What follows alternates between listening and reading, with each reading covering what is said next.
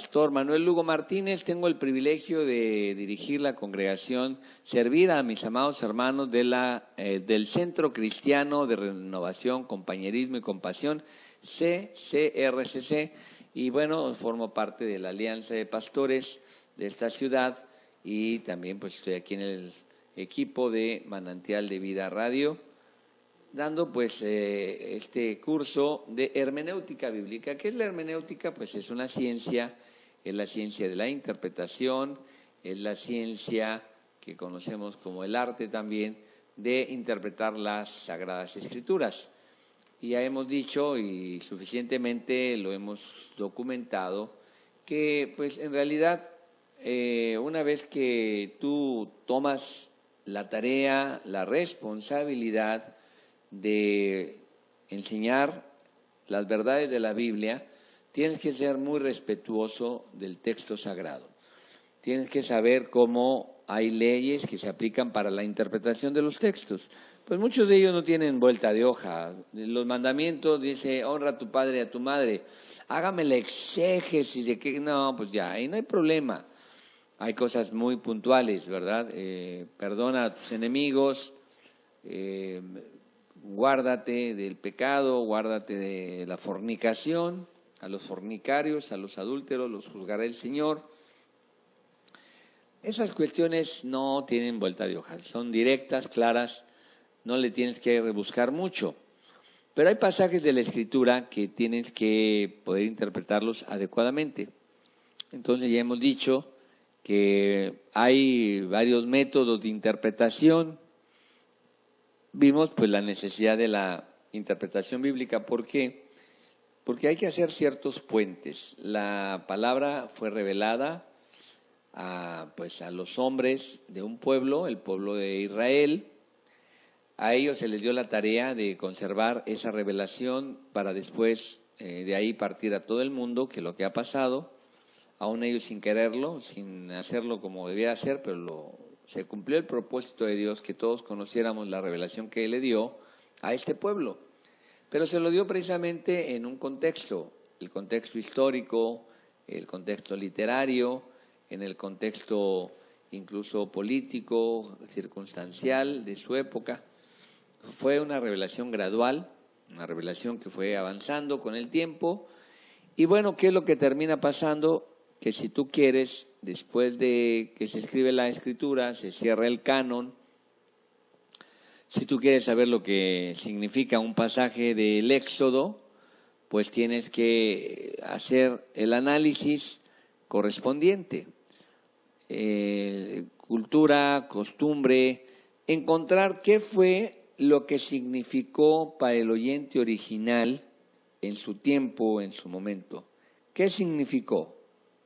¿Qué implicó? ¿No? ¿Cómo se interpretó? Y eso, ¿cómo lo traspolas? ¿Cómo lo traes? ¿Cómo llega hasta aquí? Pues esto, conociendo los giros idiomáticos, el lenguaje figurado, porque ya dijimos, hay métodos de interpretación que son errados, que van a llevarnos a confusión, a error, y que la Iglesia a mucho tiempo los estuvo, ya han pasado en 2000 años, han habido tantos métodos. Uno de ellos, dijimos, es el método alegórico, y hablamos de todo eso, a qué nos lleva, a qué errores nos lleva. El método literalista, a qué error nos lleva. El método dogmático, lo grave que es eso. El método liberal, hay mucho de eso ahora en la época. Y así, ¿y cuál es el método que más se apega a encontrar el significado original? ¿Y cómo lo tenemos hasta acá, hasta nosotros? Y es el método llamado gramático histórico, en donde tú pues haces un análisis, en donde llegas a encontrar el significado de la palabra, el giro que tenía ese lenguaje en su momento, y luego haces tú el estudio de pues el método gramático histórico, te va a llevar a conocer cuáles eran los aspectos culturales. Ya hablamos de todo esto, ¿verdad? Los aspectos de la época, de la historia, de la geografía, de la política, cómo se dio en su momento, de qué manera se fue eso conformando. Y una vez que ya tú tienes ese análisis, lo vas a pasar ahora. El último punto, el último paso es, pues, el análisis teológico. Lo que tú acabas de ya interpretar, lo que tú acabas ya de analizar y que vas a interpretarlo, lo tienes tú que poner en conexión con el texto. El análisis teológico va a llevarte a que tú ahora sepas que todo lo que tú hiciste, pues esa interpretación tiene que ir a analizarse. Las preguntas básicas. Hay preguntas, ¿cómo encaja este pasaje que tú ya interpretaste? ¿Cómo entra en el cuadro total de la revelación de Dios? Esa revelación completa que Dios te ha dado, que Dios nos ha dado, conocerla. ¿Cómo vas a entender esta revelación, esa relación que Dios le ha dado a los hombres? Y ahí es donde van a entrar los temas del análisis teológico. Muchas personas no lo saben, sencillamente tienen la Biblia y ya, pero en cuanto a la interpretación teológica, esto es un curso de cierto grado de dificultad, no tan complicado como debe serlo, pero estamos en las bases. Lo que voy a hacer esta semana, donde ya estamos cerrando el curso cierra esta próxima semana, ya con esta semana terminamos. Terminamos lo que es el método, la hermenéutica. Y vamos a terminar hablando del análisis teológico. Y aquí hay 3 esquemas, 3 modelos de interpretación, que son los que vamos a ver en la semana. Y con eso vamos a cerrar y con un gran resumen. En el entendido cómo Dios se fue revelando a los hombres, en el entendido cómo se fue dando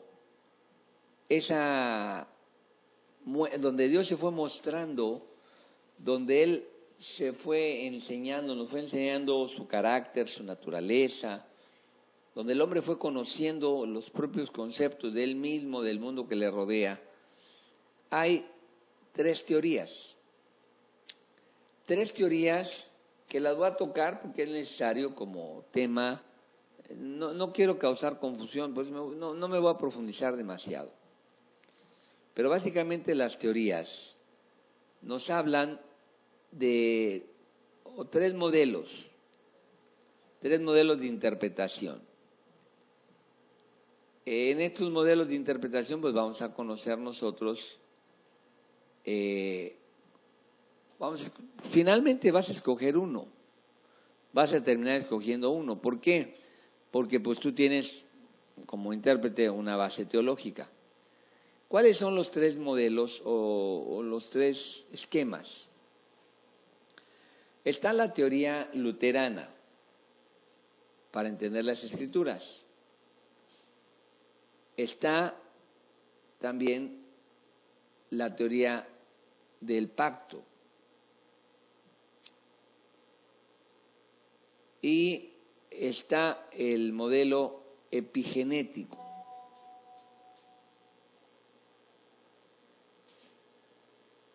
Esto que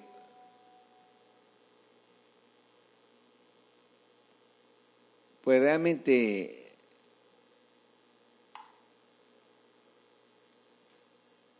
esto que nosotros hemos analizado, que vamos a analizar, nos va a permitir entender cómo la interpretación teológica nos va a llevar a nosotros a ubicar lo que estamos interpretando. Aquí es donde tenemos que entender estos sistemas representativos de estas teorías, porque sin que tú lo sepas, podrías estar cayendo en alguna de ellas y alguna de ellas pueden desviarte. Por ejemplo, en este tema, una pregunta central es la siguiente. ¿cómo fue que Dios se dio a revelar al hombre? ¿Cómo se relacionó? Fue una manera, hay dos posturas a eso. Una dicen que, bueno, Dios se fue revelando de manera discontinua. Es decir, Dios se manifestó en una temporada, dio una revelación, luego otra más, y fue de una manera como intermitente. Dio un poquito de él, prendió la luz, la apagó. Luego vuelve a prenderla, se apaga. Es algo discontinuo, no constante. Hay quien no, dice no, una continuidad. Dentro de esa discontinuidad, la mayoría de los que se conocen como dispensacionalistas ven la relación entre Dios y los hombres como que se va interrumpiendo. Hay cierta continuidad, pero en un momento dado hay como lapsos. A esos lapsos se les da un nombre.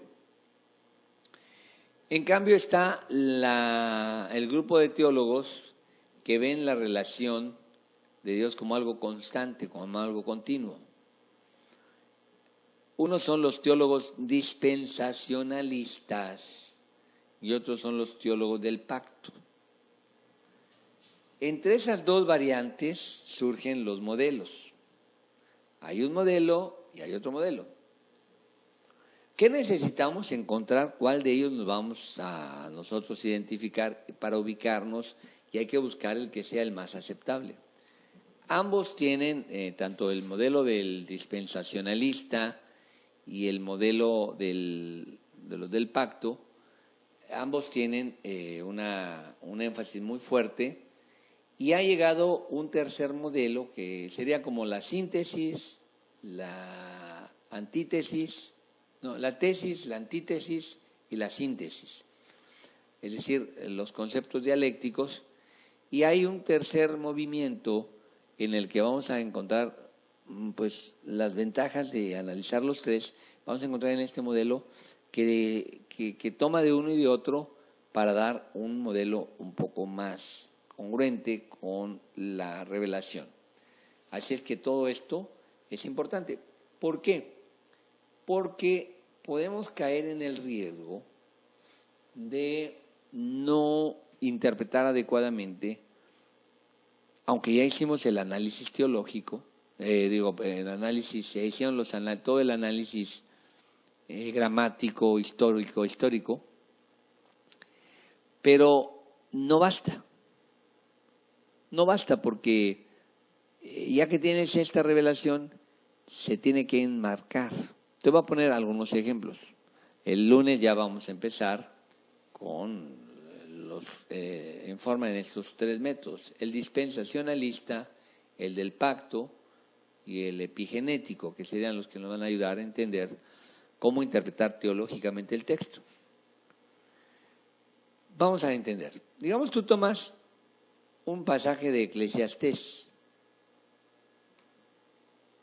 y estás leyendo pues la Sagrada Escritura y haces todo el análisis contextual y aplicas todas las reglas que ya platicamos, ¿no? Y ya cuando tú lees Eclesiastés, es un pasaje que analizado va a terminar trayéndote a ti, decía yo ayer, es el ejemplo, pues que el hombre muere y muere la bestia, muere un buey, muere el hombre y pues ahí se acabó todo.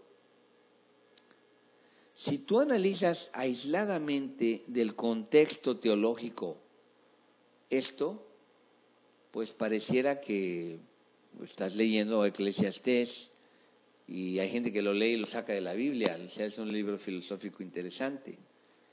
La frase retumbante del libro es: vanidad de vanidades, todo es vanidad. Date cuenta.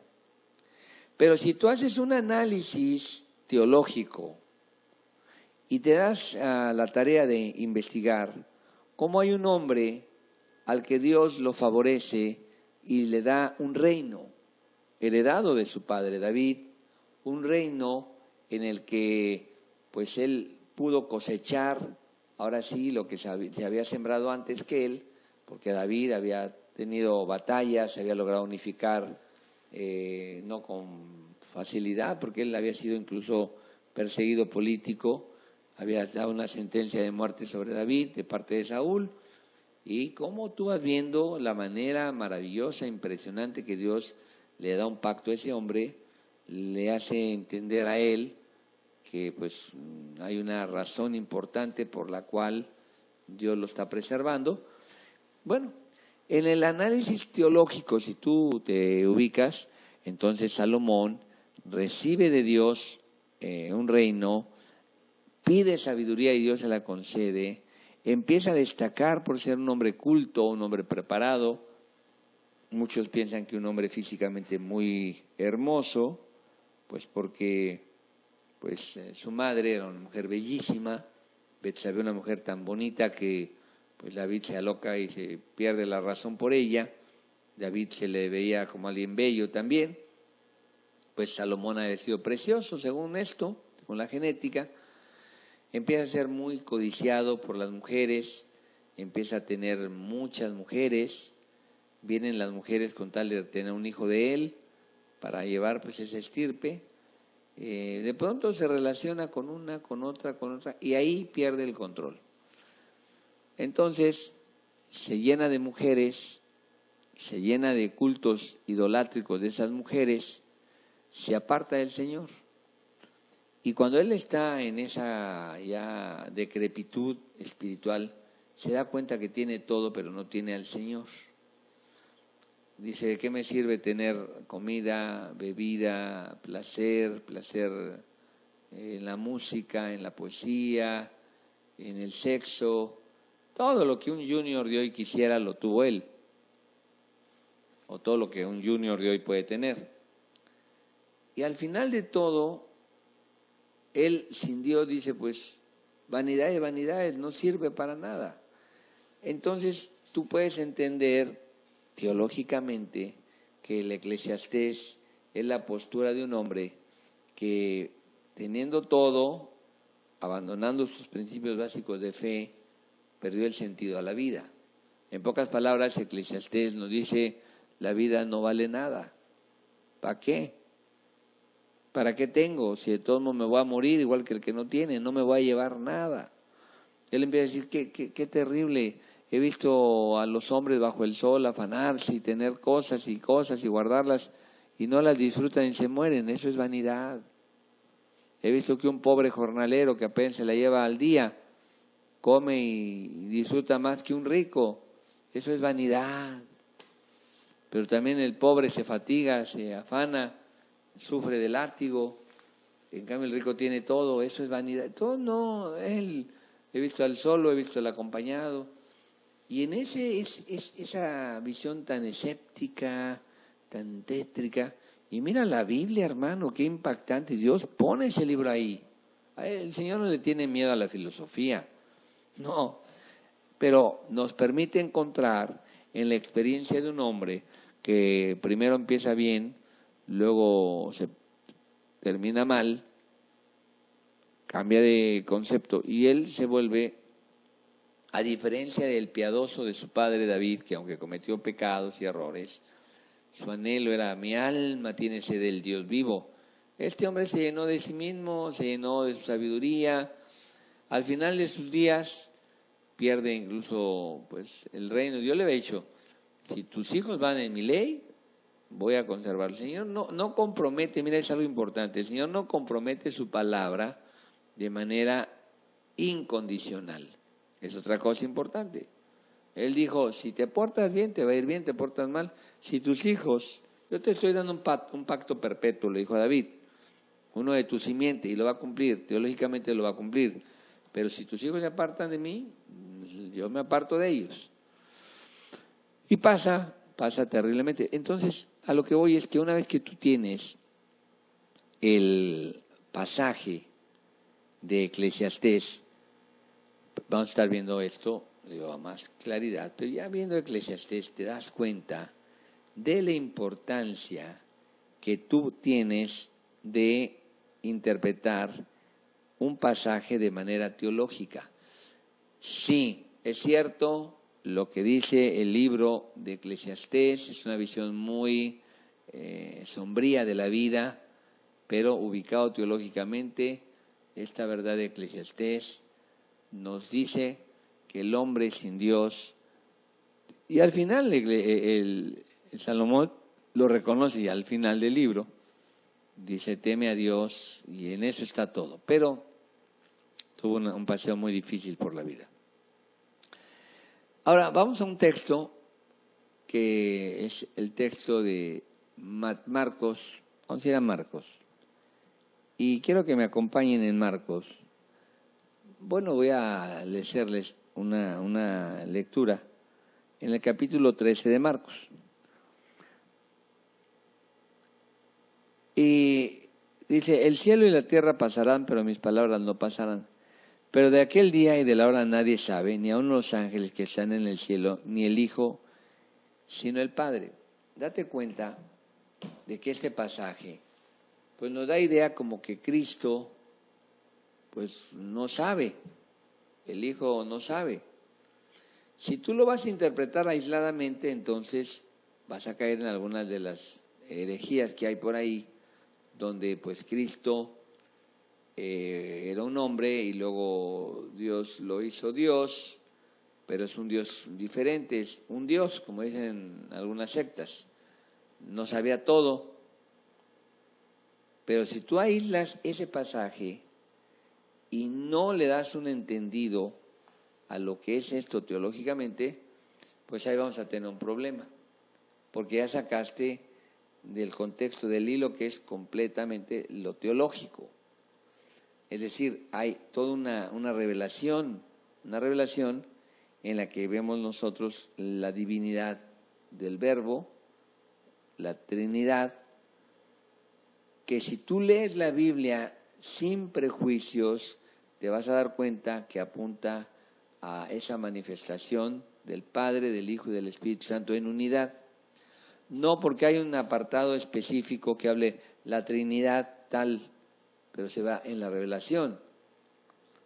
Lo mismo podríamos decir que si tú lees este pasaje, pues vas a deducir que Cristo no alcanza la naturaleza y el rango de lo divino. Y si tú te vas, por ejemplo, a Santiago, que ya es una de las grandes controversias que hubo en la época de Pablo.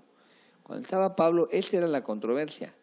Y en un momento dado, ahí encontrábamos una dificultad muy grande, porque mira, este pasaje de Santiago, que voy a leerte, fue la base aplicado dogmáticamente, de todo ese periodo en que la Iglesia prácticamente vendía la salvación.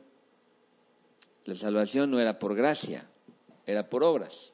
La Iglesia Católica Romana fundamentó muchos siglos su teología sobre este pasaje, sacándolo de todo el contexto teológico revelado.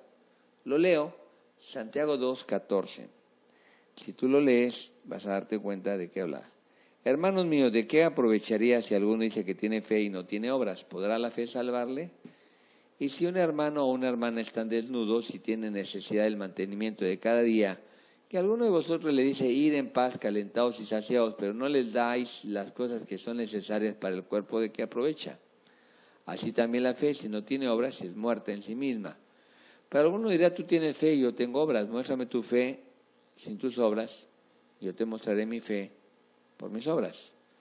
¿Tú crees que Dios es uno? Bien, haces bien. También los demonios creen y tiemblan. ¿Mas quieres saber, hombre vano, que la fe sin obras es muerta? ¿No fue justificado por las obras Abraham nuestro padre cuando ofreció a su hijo Isaac sobre el altar? ¿No ves que la fe actuó juntamente con sus obras y que la fe se perfeccionó por las obras? Y se cumplió la escritura que dice, Abraham creyó a Dios y le fue contado por justicia y fue llamado amigo de Dios. Vosotros veis pues que el hombre es justificado por las obras y no solamente por la fe. Asimismo, Rahab la ramera no fue justificada por obras cuando recibió a los mensajeros y los envió por otro camino, porque como el cuerpo sin el espíritu está muerto, así también la fe sin obras está muerta. Tú lees este pasaje y puedes decir, pues sí, sin obras no voy a entrar. Entonces, hay un cuerpo teológico, hay un cuerpo que va acorde a toda la revelación, porque estos pasajes se han interpretado, los interpretas y es claro que la persona cristiana tiene que dar fruto, pero no es el fruto el que lo va a salvar. El fruto es la evidencia de que él está en conexión con Dios. El fruto de su fe es la obra. Pero si ya entiendes tú el concepto aquí, te tienes que ir a lo teológico. Los judíos que se habían convertido a Cristo estaban constantemente en pleito con los gentiles que se convertían a Cristo, porque parecía que Dios se les había puesto más fácil a los gentiles. El judío tenía que guardar la ley, tenía que circuncidarse, guardar el Shabbat, y los gentiles no. Dicen, no, pues entonces esos no son. Tienen que hacer lo mismo que hacemos nosotros, tienen que pagar el precio. Pero entonces ahí entraba el problema de que ahora los gentiles tenían que caer en una situación en donde pues el legalismo que había ahogado a los judíos, querían cargárselos ahora. Entonces Pablo dice, bueno, ¿por qué le quieres cargar a otro lo que tú mismo no puedes llevar? No, es que ustedes, si quieren ser salvos, tienen que hacer estas obras. Si no, no. Y bueno, pues Pablo ahí habla claramente, nos hace entender que la que nos salva no son las obras. Pero luego se exageró y se fue al otro extremo. Yo tengo fe, ¿y tus obras? No, es por fe, no es por obras. Ya lo dijo Pablo, es por fe, no es por obras. Justificados pues por la fe, no tengo que hacer nada. Portarte bien tampoco. Oye, pues no, yo tengo fe, punto. Y entonces ya Santiago entra al quite ahí para hacer ver que es un polo extremo. No es por obras para que nadie se gloríe, pero no es una fe muerta para que nadie sencillamente agarre como pretexto que tiene una fe y no actúa. Entonces aquí esta es la importancia del análisis teológico, porque nos permite entender todos esos pasajes en relación a toda la revelación que ya se ha dado, de ese cuerpo doctrinal teológico que está de tapa a tapa. No vamos a encontrar a veces así como, váyase a la página tal, hablando sobre, por ejemplo, la Trinidad, que es uno de los grandes temas. Sin distorsionar, sin nosotros torcer el texto, encontramos evidencias donde está presente este concepto expresado por Dios de una manera clara, donde si vamos a creerle a la Biblia, si le vamos a creer a lo que el Señor enseñó, pues debemos saber que se manifiesta esta presencia, una sola naturaleza divina, una sola naturaleza presente en tres personas, el Padre, el Hijo y el Espíritu Santo. Ahora, ya para poder en un momento dado tener estas definiciones, se hicieron los concilios y en Calcedonia se habló de la naturaleza de Cristo y su unidad. Y así como esto es la expresión del realismo del mensaje de la revelación bíblica. El Verbo se hizo carne, perfecto hombre, perfecto Dios. Ya en Calcedonia ya se empezaron a hacer estos análisis. Ya se empezaron a decir, bueno, toda la revelación, y se empezaron a hacer la palabra dogma como algo correcto, no el dogmatismo, no. El dogma ya viene a ser ese conjunto inspirado de la Biblia que nos da un tema en específico. Entonces, ¿qué nos lleva a la exégesis? No solamente vamos a traer el significado verbal, histórico, cultural, sino va más allá. qué de lo que estamos interpretando o en qué momento se acomoda, en qué momento se coloca en relación a la revelación de esa muestra de Dios, esa teología. Vamos a encontrar lo que hay ahí, lo que hay teológicamente detrás, lo que teológicamente nos va a ayudar a entender lo que hay en la mente de Pablo, la teología que le impulsa a él a expresar sus diferentes textos, cartas. Todo está animado por lo que Dios ha revelado. Entonces el intérprete va a tratar de descubrir, ¿verdad? Sin violar ningún principio. Vamos a buscar la tarea exegética se complete domiciliando lo que estamos nosotros interpretando en base a la revelación ya dada de ese cuerpo doctrinal teológico que se da en toda la Escritura. Es muy importante esto, porque entonces la interpretación, tomando en cuenta la perspectiva teológica de la Escritura, nos va a dar el sentido correcto. Vamos a poder entender ese fondo y poderlo aplicar. Esto es muy interesante porque siempre ha habido esa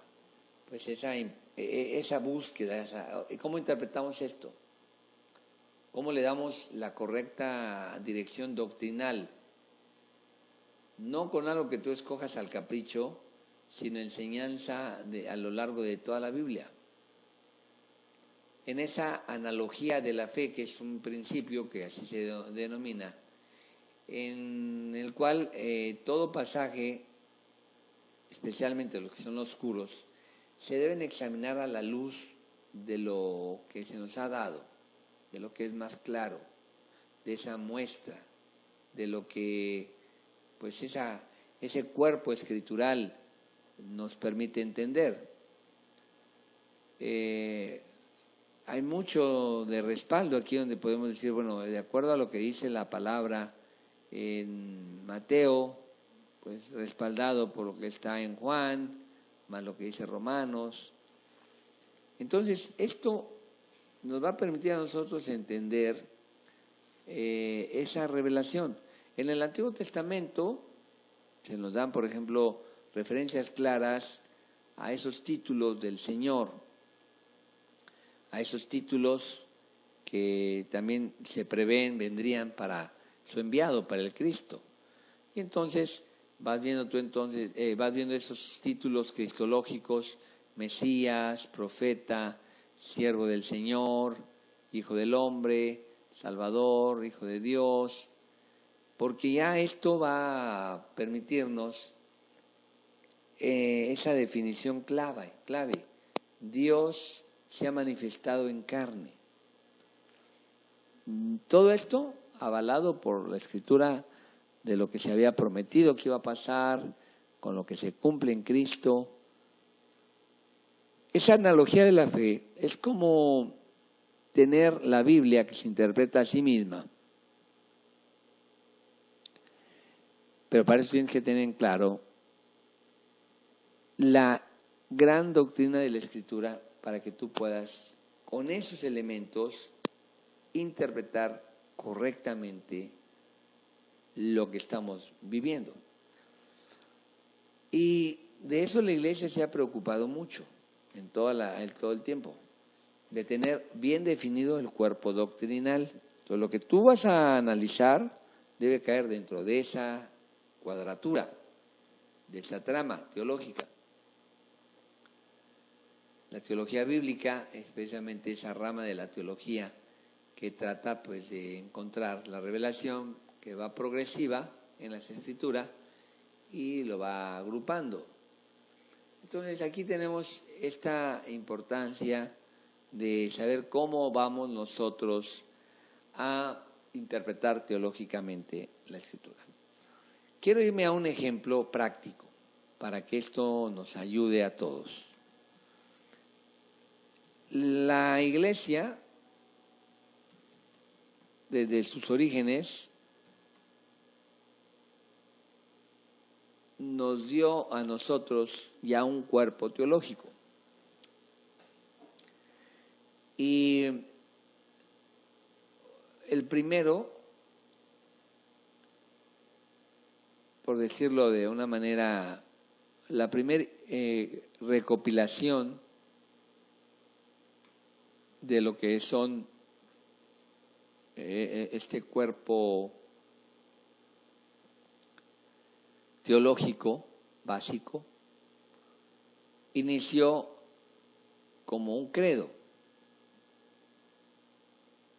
lo que se conoce como el credo de los apóstoles. No sé cuántos de ustedes lo reconoce, lo vivió, lo tuvo, pero el credo de los apóstoles es ya una recopilación de ese cuerpo doctrinal. Y es ahí donde tú vas a poder, pues, tener como una base. Esto es la manera en que la Iglesia fue dándole guianza sobre lo que la revelación es. ¿Qué dice el credo de los apóstoles? Vamos a repetirlo. Creo en Dios Padre Todopoderoso, Creador del cielo y la tierra. Definición. Creo en Jesucristo, su unigénito Hijo, nuestro Señor, quien fue concebido por el Espíritu Santo, nacido de la Virgen María, sufrió bajo Poncio Pilato, fue crucificado, muerto y sepultado. Descendió al infierno, al tercer día resucitó de entre los muertos, ascendió al cielo y se sentó a la derecha de Dios Padre Todopoderoso. Desde ahí vendrá a juzgar a los vivos y a los muertos. Creo en el Espíritu Santo, la Santa Iglesia Universal, la comunión de los santos, el perdón de los pecados, la resurrección del cuerpo y la vida eterna. Si te das cuenta, esto no lo vas a encontrar en una parte de la Biblia, como decir, a ver, me voy a la página que ya resume la Escritura, que está allá al final diciendo el credo de los apóstoles. No, pero cuando los apóstoles, este credo es muy antiguo, se data desde el principio de la Iglesia. Cuando este credo se formula es precisamente para dar vamos a decir así, el cuerpo doctrinal de base. Este es un credo. Y entonces aquí estábamos hablando de cómo tú interpretas algo, por ejemplo, estamos viendo Eclesiastés. Y así con el animal que come hierba y se muere, así el hombre come y se muere. Conclusión, no hay vida más allá de la muerte, dice Eclesiastés. No, espérame, no. Ya hicimos el análisis. ¿Qué dice el credo? Creo en la resurrección del cuerpo. Creo en un juicio. Creo en la vida eterna. Es decir, lo que tú ya tienes que ubicarlo en el contexto. Ahora, obviamente, esto que digo, pues lo tienes que hablar con toda la Escritura. En toda la Escritura se nos da la evidencia que el hombre tiene alma, cuerpo, espíritu. En un alma, un cuerpo, un espíritu, que va a ser juzgado, que va a haber resurrección, que vamos a tener que comparecer ante el tribunal de Cristo. Pero ya está eso en el credo. No, pues que de acuerdo a lo que yo estoy leyendo, Jesús dijo, Dios mío, ¿por qué me he desamparado? No. Tienes que entender, la Escritura dice, creo en Dios Padre, creo en Jesucristo, nuestro Señor. Aquí en los credos, ya en el credo ya se encuentra ese cuerpo doctrinal que te va a permitir que lo que tú interpretas debe estar ceñido a esta revelación. No es algo que se haya impuesto arbitrariamente. estamos hablando que la interpretación teológica va a permitir que lo que tú ya interpretaste lo ubiques dentro de esa gama, dentro de esa revelación que le había dado. Por ejemplo, pasajes del Antiguo Testamento se tienen que interpretar. Ya sabemos todo la trama, tú tienes la ventaja en donde ya puedes saber que del Génesis al Apocalipsis se nos da toda la revelación. Tienes 2000 años, además, de reflexión de la iglesia sobre los credos, sobre los textos. Pero la gente que estaba en la época que se estaba escribiendo la Biblia tenía una revelación todavía parcial. Estuve hablando ayer de eso. Entonces, pues para estas personas el credo todavía estaba en proceso. Ellos no sabían, no tenían ni idea. Estaban en el proceso. Una de las cosas que nos mostró el Señor, antes había mucho miedo, mucho temor al más allá, a la muerte, en un momento dado al demonio, a los espíritus perversos, engañaban a la gente. Y cuando vino Jesús, estaba infestado de demonios, toda la gente endemoniada que había. Pero Jesús vino a enseñarnos verdades impresionantes, y una de ellas es que el enemigo no va más allá de donde Dios permite, no son dos fuerzas del mismo poder, no es que el mal y el bien, es otra cuestión. Mucha gente no conoce bien la teología bíblica y mete ideas de otras corrientes filosóficas. Por ejemplo, en los alrededores del pueblo de Israel había religiones que creían que el mal y el bien eran dos fuerzas opuestas de la misma potencia, pero de sentido contrario. Entonces, la lucha entre el bien y el mal era una constante. La Biblia nos revela otra cosa, nos revela que Dios, que creó todo, es todopoderoso. Tiene sus planes y propósitos, pero nada más hay un todopoderoso, no hay dos. Hace algunos años, alguien me mandó una figurita, una estampa, y se vería a cuando ya ves que hacen luego el concurso de fuerzas, ¿no? Había dos personas con unos brazos así muy potentes jugando a las luchitas. Y en uno pues se representaba la figura de Jesucristo, así más o menos como lo pintan, ¿no? Su barbita, sus ojitos de color, así bonito. Y del otro lado estaba un demonio, estaba representándose al maligno, y estaban haciendo fuerzas. Y decía la imagen que me mandó, el bien y el mal están peleando por ti. Dios está peleando contra el diablo por ti. Date una idea de la herejía, pues. Están poniendo al mismo nivel al bien y al mal. No. El mal es la ausencia del bien, como la tiniebla es la ausencia de la luz. Pero no es que sean igual, no es un ente. No, está apagada la luz, la prendes y las tinieblas se van. El Señor, y eso nos lo revela desde el Génesis. Y dijo Dios, sea la luz, ¡pum! Y la luz echó fuera las tinieblas. Ni siquiera dijo, váyanse tinieblas. No, Él dijo, sea la luz. Con esa revelación teológica, tú vas a poder detectar estas mentiras. ¿Cómo que el diablo y el Señor están peleando por ti?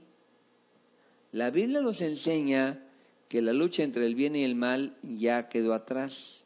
Jesús venció al mal. Oiga, pero ¿por qué vemos que todavía el mal impera? Precisamente Jesús ya lo venció, ya está vencido, y hay un periodo en el que tú ahora lo vas a vencer. Él ya lo venció, pero quiere que tú seas más que vencedor, que puedas demostrar que lo que Él hizo, la fuerza que Él hizo es suficiente para que tú, creyendo en Él, confiando en Él, ahora tú puedas vencer al maligno.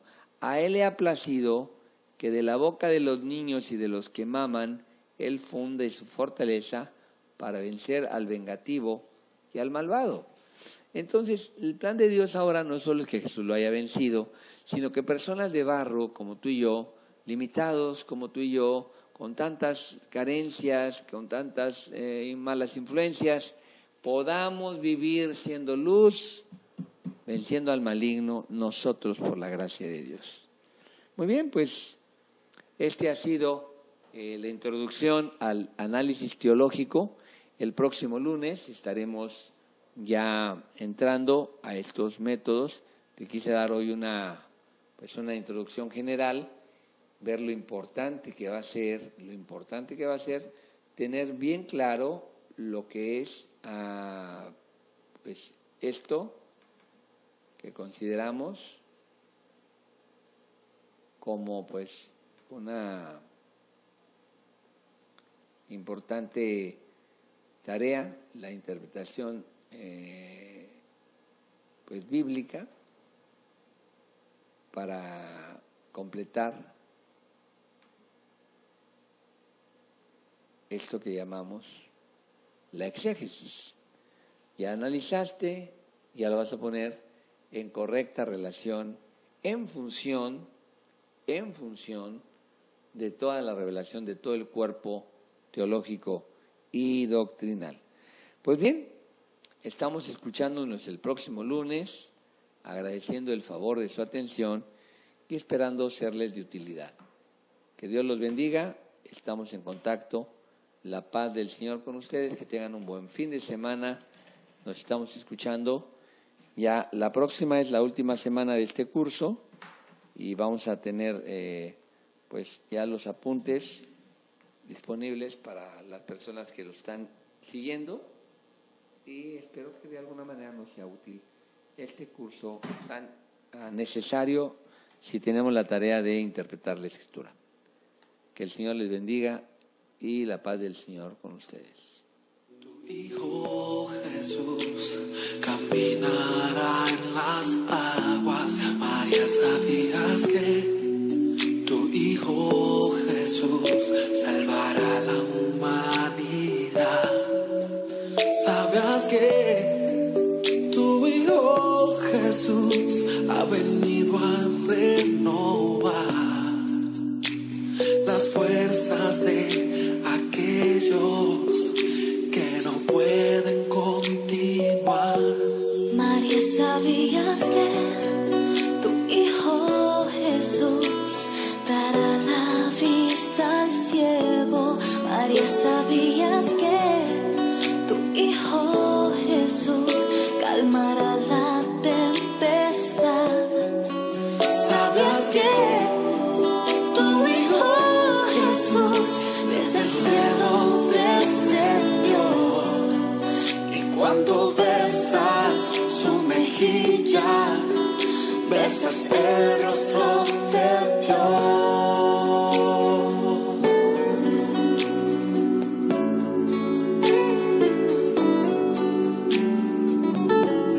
María, ¿sabías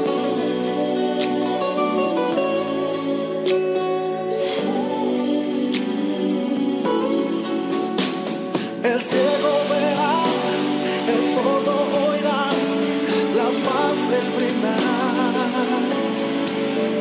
Corazones sanará y libres podrán en victoria caminar. María, ¿sabías que tu Hijo Jesús es el Hijo de Dios? María, ¿sabías que tu Hijo Jesús sanará todo dolor? ¿Sabías que tu Hijo Jesús desde el cielo descendió? El bebé que está en tus brazos, Él es el Salvador.